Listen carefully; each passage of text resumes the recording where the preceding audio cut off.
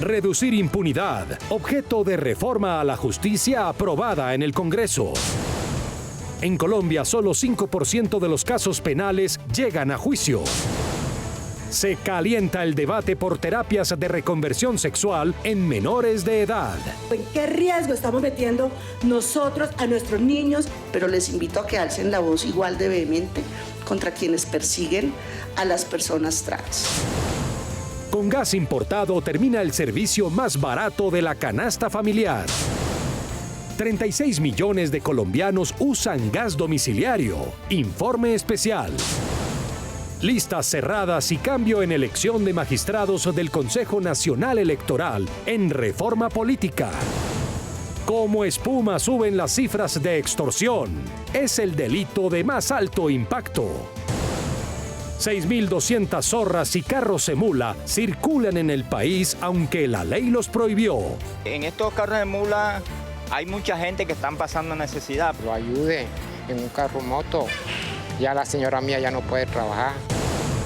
Con cátedra en colegios se promueve el turismo. NS Noticias con Alexandra Guerrero y Edwin Gutiérrez. Vía libre al proyecto de ley que busca reducir la impunidad y garantizar una justicia penal más pronta y eficaz dio la plenaria del Senado. Actualmente solo el 5% de todos los casos penales llegan a juicio. Entre 7 y 11 años puede tardar un proceso penal en el sistema judicial colombiano. Actualmente hay 3.284.000 casos activos en los juzgados del país. La reforma introduce modificaciones claves a los mecanismos judiciales de terminación anticipada.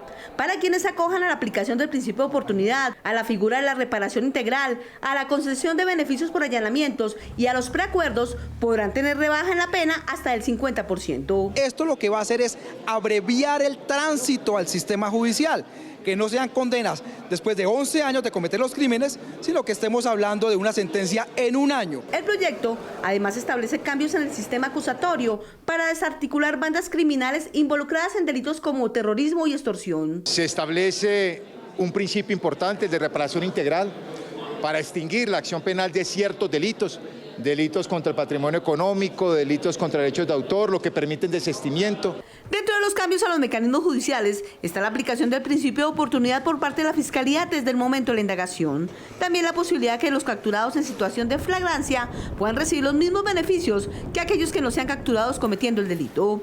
Y se puede dar allanamiento de cargos a todos los delitos, menos a los que son cometidos contra menores de edad. Va a ayudar a descongestionar el sistema penal acusatorio y a reducir en gran medida los niveles de impunidad y a obtener que la respuesta en materia penal sea más pronta que los tiempos que actualmente estamos advirtiendo. Actualmente, solo el 10% de los casos que ingresan al sistema penal son resueltos por mecanismos de terminación anticipada. Con la reforma se busca revertir esta situación para que un mayor porcentaje de casos pueda resolverse de manera rápida y eficiente sin llegar a juicio, como es la tendencia en los modelos judiciales internacionales. Avanza la reforma política propuesta por el Gobierno Nacional. Esta semana fue aprobada en su tercer debate. Listas cerradas y cambio en la forma de cómo serán elegidos los magistrados del Consejo Nacional Electoral son algunos de los cambios propuestos.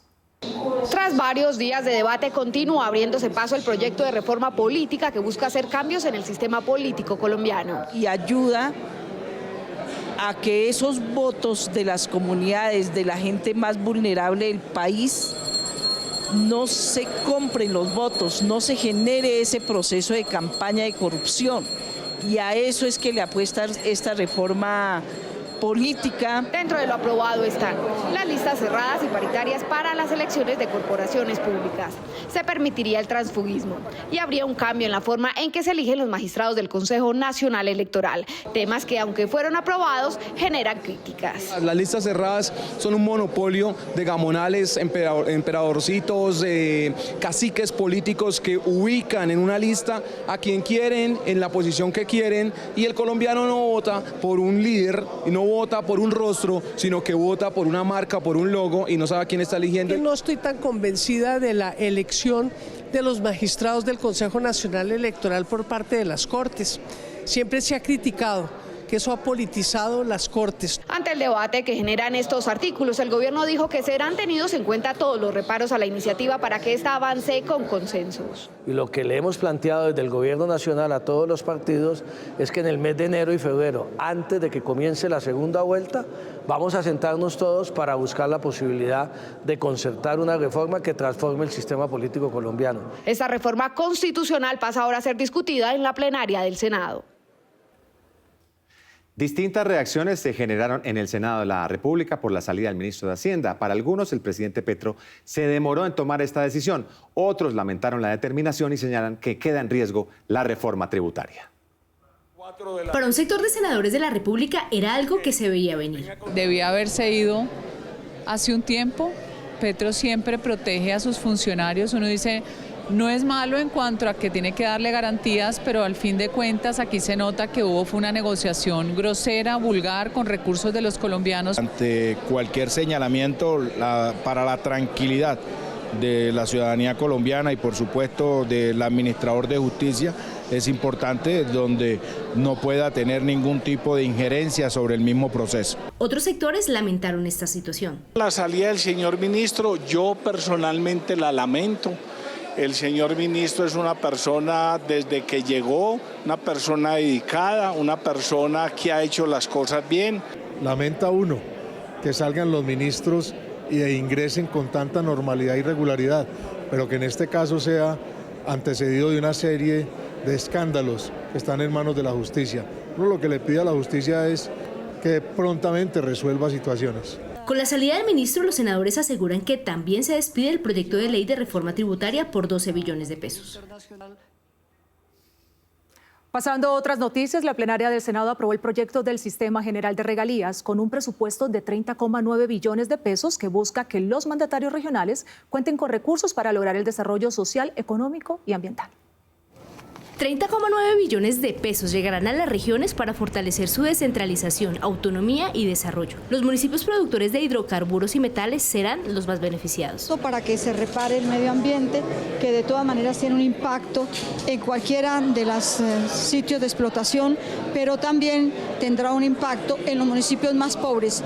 Un remanente que había de las regalías se ha resuelto que va para los municipios más pobres de este país en un 4%. Estos recursos provenientes del Sistema General de Regalías se invertirán en los territorios desde el 1 de enero de 2025 hasta el 31 de diciembre de 2026. La ejecución de estos recursos en los 2 años venideros impulsará de forma significativa la descentralización y promoverá la autonomía del desarrollo territorial y permitirá el desarrollo de todas las regiones de Colombia. Con este proyecto, el gobierno busca cumplir con las metas establecidas en el Plan Nacional de Desarrollo en materia ambiental.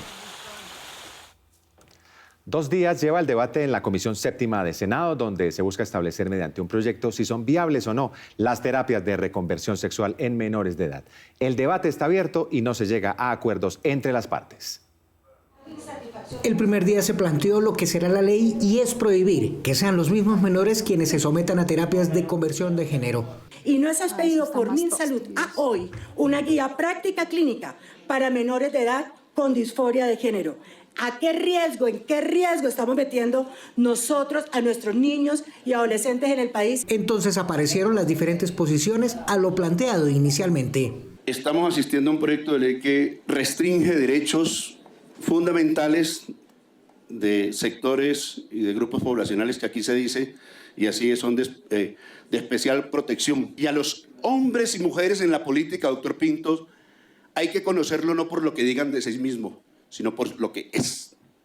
A mí me conocerá no solo por lo que digo, sino por lo que soy. Ante estas declaraciones, el senador Pinto le respondió al senador Arias. En lo que a mí concierne, y si tiene algo directamente conmigo, más rápido lo atiendo, senador Wilson. Otros pedían que no se vulneraran derechos. Por tiempo el debate se suspendió y continuó al día siguiente con una recusación contra la senadora Lorena Ríos argumentando temas de religión. No estamos en contra de los derechos de los niños, ni en contra de ningún tipo de fe o profesar alguna religión. De inmediato la senadora se defendió. Por eso, más allá de lo que han querido circunscribir este proyecto, este debate, como si fuera una discusión ideológica que nada que ver, eso es un tema que nos corresponde como congresistas cumplir a cabalidad y lograr legislar. Y otros entraron a mediar. Alzo la voz Si ustedes se sienten perseguidos por razones religiosas, nadie los puede perseguir, pero les invito a que alcen la voz igual de vehemente contra quienes persiguen a las personas trans.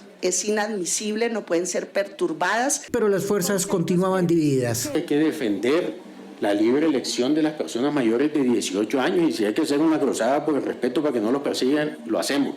Pero aquí nadie puede señalar que ese proyecto es un proyecto que persigue a la población trans. Al final de la jornada, de nuevo fue aplazado para estudiar en una mesa técnica cerca de 60 proposiciones radicadas. Y mucha atención porque la era del gas barato estaría llegando a su fin en el país. Esta, al parecer, es la conclusión de expertos frente a la decisión de suministrar gas importado a hogares, vehículos y comercio. Más de 36 millones de colombianos usan gas domiciliario. Desde el 1 de diciembre, los hogares, el comercio, los vehículos e industrias comenzaron a recibir gas importado. Sin duda, esta nueva realidad va a generar un incremento en el valor de la factura mensual que impacta directamente el bolsillo de los colombianos. Importar gas para el consumo doméstico, para la industria, para el transporte, para el comercio, pues es dejar a Colombia un poco a la deriva. Para los aliados del gobierno se trata de una realidad dura pero necesaria. ¿Quiénes tomaron las decisiones para lo que hoy está sucediendo? Los gobiernos de ese momento.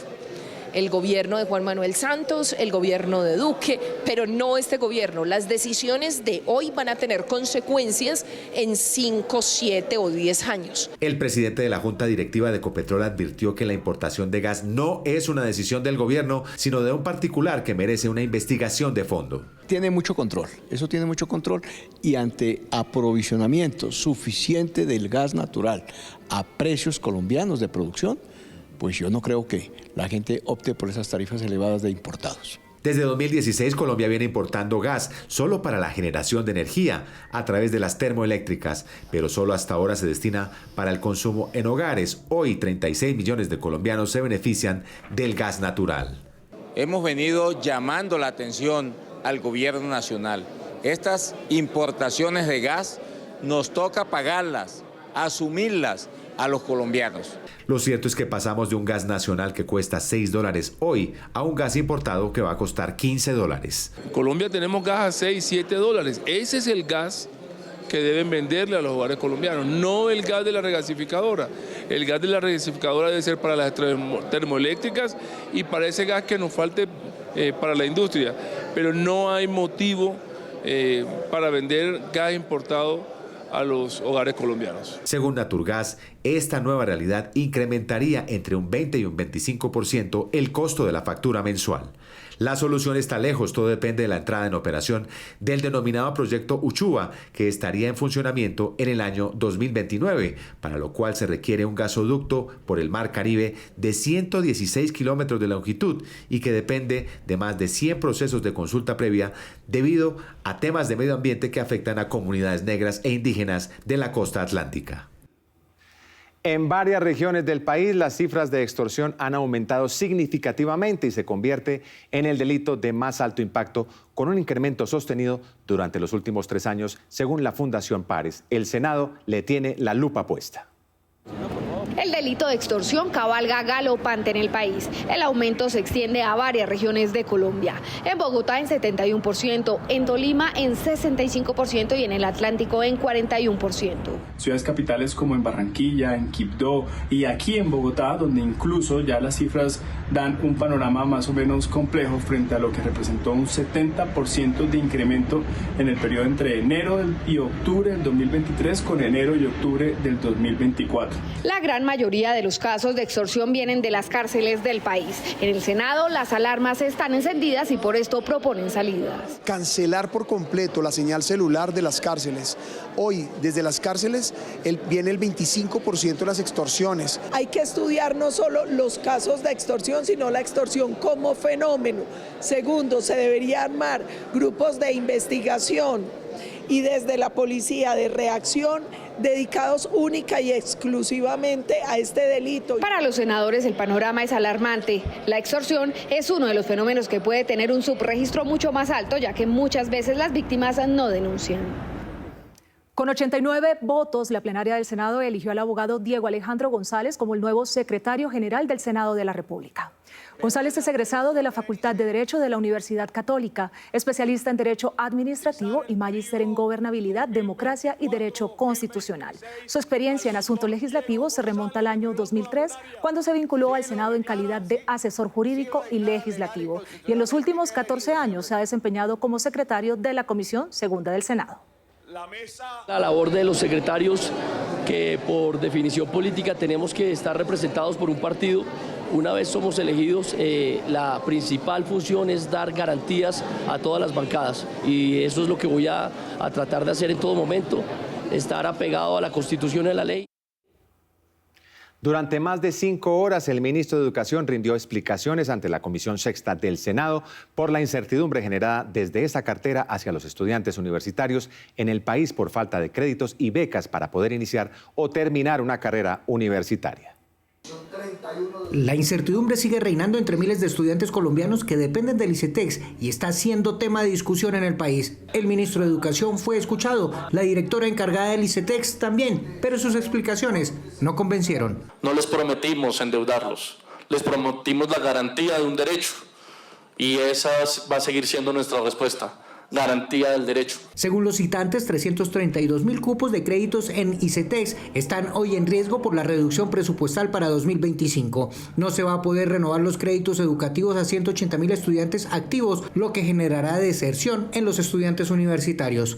Además de eso, cerca de 117.000 estudiantes en la extrema pobreza van a verse perjudicados porque no van a poder ayudarse de acuerdo a ese recorte presupuestal. En la actualidad, 923.674 estudiantes son beneficiarios de ICETEX, y aunque se anunció una reforma a la educación, esta aún no ha sido presentada como medida para solucionar la problemática estudiantil. Me quedan muchos vacíos. Hoy no podemos decir que estamos a salvo de cualquier situación adversa en nuestros propósitos del crédito en el ICETEX. Y no son claros si el presupuesto del ICETEX va a crecer, se va a estancar o va a disminuir.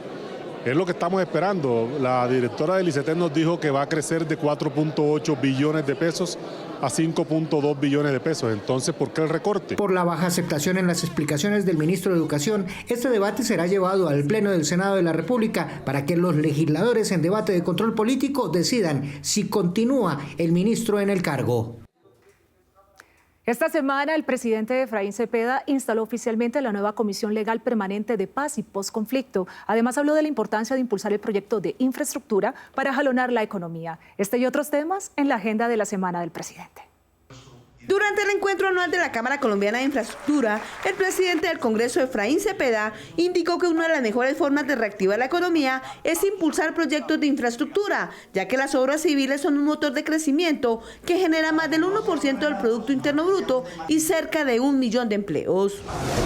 A partir de esta semana, la Comisión Accidental de Paz adquirió una nueva condición política. El presidente del Senado la instaló oficialmente como una comisión legal permanente, lo que significa que podrá sesionar de manera autónoma sin depender de autorizaciones de la presidencia del Senado. La nueva comisión será de paz y posconflicto. El presidente Cepeda también realizó la imposición de la Orden del Congreso en el grado de caballero al doctor Estefan Ray, representante de la Fundación Konrad Adenauer en Colombia, por su vocación de servicio al país, preparando a las nuevas generaciones de jóvenes en habilidades de participación social y política. El presidente del Senado, Efraín Cepeda, destacó en el Congreso Nacional Ganadero de Fedegan el compromiso y la labor invaluable de ese sector productivo como pilar del desarrollo económico y social del país. Ese compromiso está basado en que la ganadería es considerada mucho más que una actividad económica. Representa exportaciones por 430 millones de dólares.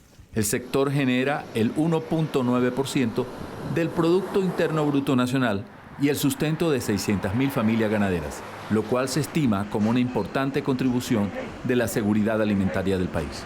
En el marco de ese evento ganadero, el presidente del Senado defendió la posición del Congreso en torno al anuncio de una emergencia económica por parte del gobierno si no es aprobada la reforma tributaria. Yo tengo que contestarle al gobierno nacional, ¿cuáles 12 billones de pesos? Yo no sé si se aprobarán 4 o 5, pero ¿para qué entonces quieren esos 4, 5, 6 si al mes de octubre tienen depositados en las cajas de los bancos 97 billones que no saben ejecutarla. Esa sí es la emergencia económica, la incapacidad de ejecución de este gobierno. Y en ese contexto se destaca la incertidumbre que viven los ganaderos por la creciente inseguridad que amenaza a ese sector del país. ¿Qué tan preparado está el Aeropuerto Internacional El Dorado de Bogotá para enfrentar la alta temporada decembrina? Este y otros temas de los senadores nos los trae Claudia Martínez en Políticamente en Redes. Buenas noches. En diciembre se espera la salida de 2.5 millones de pasajeros desde El Dorado. Pero, ¿qué tan preparado está? El senador Carlos Eduardo Guevara identificó problemas como el de infraestructura deteriorada, el del sistema Harmony afectando la gestión del tráfico aéreo y fallas en el sistema de aterrizaje. Pese a las múltiples campañas contra el uso de la pólvora, mucha gente hace caso omiso. ¿Cuándo tomarán conciencia del daño que la pólvora causa a los animales? ¡Qué tradición tan nefasta! Ese fue el contundente mensaje de la senadora Esmeralda Hernández.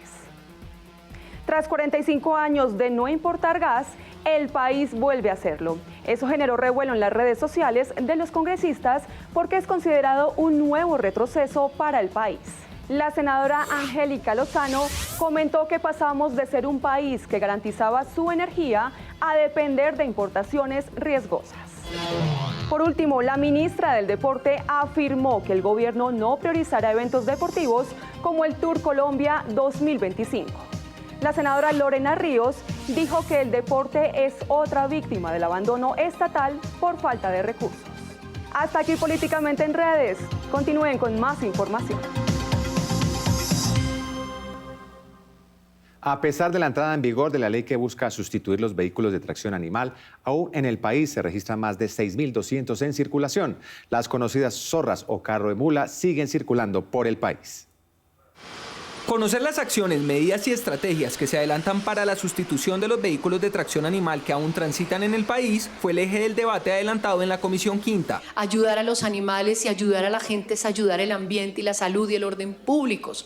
Si hacemos la sustitución de los vehículos de tracción animal, estaremos creando un impacto extraordinario a nivel social, ambiental, salubrista y de protección animal. Valle del Cauca, Atlántico y Bolívar son algunos de los departamentos en donde aún circulan vehículos de tracción animal. Según cifras del DANE, 192 municipios siguen reportando carros de mula en sus vías. Nosotros queremos, por decir, una vaina que nos convenga a nosotros para los animales, para que ellos queden libres y no traer tanta carga demasiado, porque hay animales que lo han maltratado porque le pegan mucho.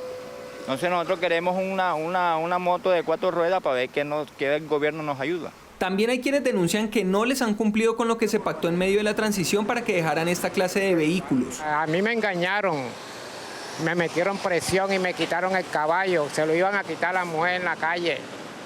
Ya nosotros estamos censados, lo prometieron un carro moto de 12 millones, apenas dieron 5 millones y esto me duró años y 2 meses. Crear una mesa de seguimiento interinstitucional, que se cumplan los programas de sustitución y el fortalecimiento de los planes de sensibilización y educación serán claves para que tanto propietarios como animalitos tengan una mejor vida. Y una iniciativa aprobada en la Comisión Segunda busca modificar el régimen de carrera de los soldados profesionales e infantes de Marina a través de la formación técnica, tecnológica y profesional. Este incluye la educación social, económica y sostenible, como también la capacitación en derechos humanos y derecho internacional humanitario. Con la propuesta también se busca que puedan beneficiarse de otros servicios sociales y que mejore su aspecto salarial y prestacional. Buscamos que el soldado se le dignifique de la profesión, buscar beneficios académicos, que esos mismos beneficios que tienen muy merecidos los suboficiales y suboficiales también se vean reivindicados en los soldados de la patria. Por ejemplo, los soldados no tienen derecho a los clubes militares. ¿Sabía usted eso? ¿Sabía que el soldado no le tiene la cédula militar? La apropiación por parte de los niños de la historia, cultura y todas las características de sus respectivas regiones por medio de una cátedra de turismo es la propuesta de este proyecto de ley. Proyecto que busca que desde el colegio los estudiantes adquieran herramientas que les permitan promover el turismo como parte del desarrollo social de sus territorios. Con esta información terminamos hoy. Gracias por preferirnos, somos NS Noticias. Para ustedes, feliz noche. Esta cátedra que busca fortalecer el turismo, que busca que los chicos salgan de bachillerato como, obviamente, su bachiller académico, pero también como técnicos en turismo. Y así lo podamos fortalecer, dar un mejor servicio. El turismo es un sector muy importante de Colombia y cada vez tiene más aceptación. Así que tenemos que prestar un mejor servicio como lo hacen otros países, desde la formación académica.